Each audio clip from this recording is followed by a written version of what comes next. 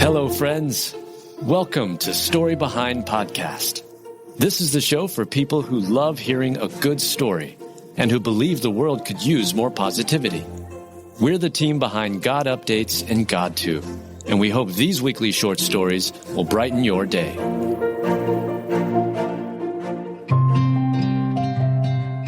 Man and his dog reunited after being hit by drunk driver. Written by Heather Riggleman, read by Julie Provost. A man and his dog were reunited after being hit by a drunk driver. In a world that sometimes feels like it spins too fast, where heartbreak and headlines blur together in harshness, we pause together for a moment so tender it'll catch in your throat and bloom right into your chest. Because love, real love, walks on 4 legs, wears a wagging tail, and never leaves your side. On a quiet Thursday in California, a man named Miles Heggie wrapped his arms around his dog, Rowdy, after surviving what should have been a fatal accident. The moment was more than a reunion. It was a kind of resurrection, where sorrow meets mercy and grace gently kisses grief. It's where man's best friend always shows up. It's greater than any Lassie show rerun. Just 2 days earlier, tragedy struck. A driver, allegedly intoxicated, lost control and crashed through the fencing along an overpass, colliding with Miles' semi-truck. The force spun the truck violently and sent it toppling onto the driver's side, crushing metal and bending time. Miraculously, both Miles and Rowdy survived. "He goes everywhere with me," Miles said, his voice cracking just a little. "I got him when he was a little guy." That little guy, his constant companion, was pulled from the wreckage and taken to Haven Humane Society, where Miles was rushed to Mercy Medical Center. For the first time in years, they were apart, and the ache in Miles' chest wasn't just from broken ribs or bruises. It was from missing his best friend. Debbie Dawson, Miles' fiancée, drove 10 hours through rain and worry from Washington. Her sister drove most of the way, while Debbie sat in the passenger seat, eyes brimming and voice cracking under the weight of what if. "I cried most of the way here," she whispered. "I didn't calm down until I talked to him at the hospital. Even after seeing him alive, the weight hadn't fully lifted. He was so sad yesterday when I said, 'No, we're going to rest tonight,'" she shared. "We missed Rowdy, absolutely." But Thursday morning brought healing. At Haven Humane, Miles and Rowdy were finally reunited, and not a single eye in the building was dry. There were tail wags, nuzzles, and happy whimpers that sounded like gratitude. Rowdy sported a bruised eye that mirrored Miles, as if the two had worn matching badges of survival. The team at Haven Humane, true angels in disguise, provided food, water, a collar, leash, and full medical care at no cost. Even sweeter, the family got to meet the animal control officer who had rescued Rowdy the night from the twisted steel and chaos. And isn't that what grace looks like?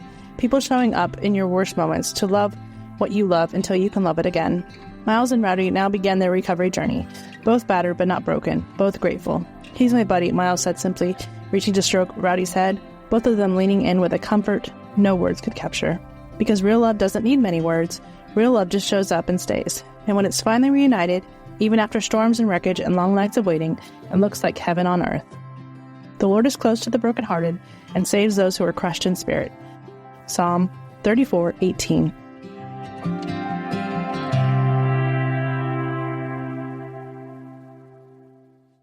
At Thrivent, planning your finances is bigger than money. It's a way to support the people, causes, and community you love. Because helping you put your faith into action is at the heart of what we do.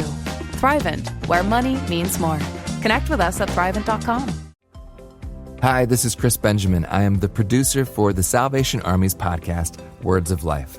Words of Life is a 15-minute weekly show featuring testimonies, interviews, and conversations on topics impacting the church today. Some of our recent and upcoming guests have been author and podcaster Nicole Eunice. So oftentimes I think that when we thought we were about to see a new season, we thought spring was on the horizon and it's actually a long, dark winter. Is it possible that God is doing something in that season? Author and podcaster Rachel Wojo. I really believe God wants to use the story. You certainly don't do it for fame. You certainly don't do it for any other reason other than you really want to meet people where they are. And on some future episodes, we will have author and speaker Zach Clinton, as well as a special appearance by Miss Volunteer America, Berkeley Bryant. Listen to Words of Life wherever you get your podcasts or visit wordsoflifepodcast.org.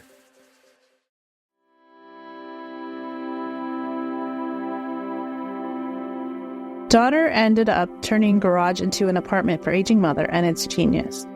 Written by Adam Staten, read by Julie Provost.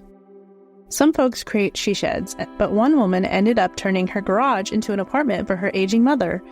And this glam garage for grandma is a brilliant idea. Most parents over the years do so much for their children. Mom and dad provide their children with love, care, and precious time, often giving their kids all they have and then some. So when it comes time for the children to return the favor and help their elderly parents in any way they can, it's a blessing. In a clip posted to YouTube, Monique Marshall, an only child, knew she had to do something for her mother after her stepfather passed away.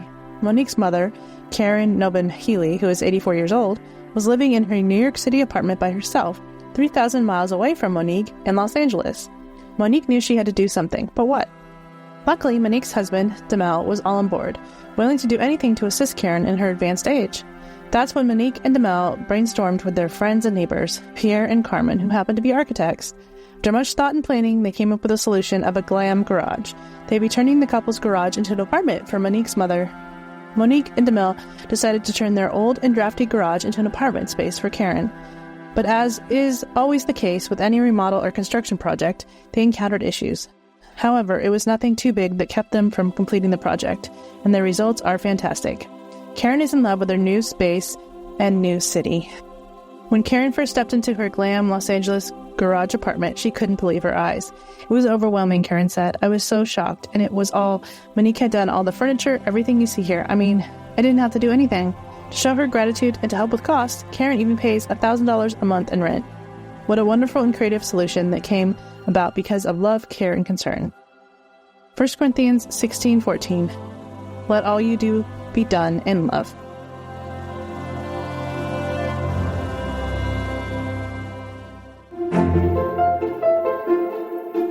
Thank you so much for listening to Story Behind Podcast.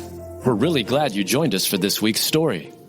To see photos and videos that may have been referenced in this episode, check out the links in the show notes. And if you enjoyed what you heard today, subscribe to our podcast, and please tell a friend about us. We'd also love it if you'd rate us and leave us a review. It really does help more people find us. Story Behind is a Salem Web Network production.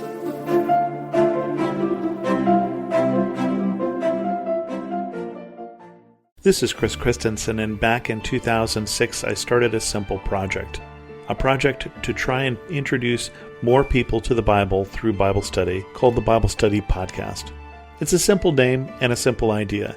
Each week, every week, we study one chapter of the Bible, talk about what it says, and what that might mean for us today. To listen now, go to lifeaudio.com or search for the Bible Study Podcast on your favorite podcast app.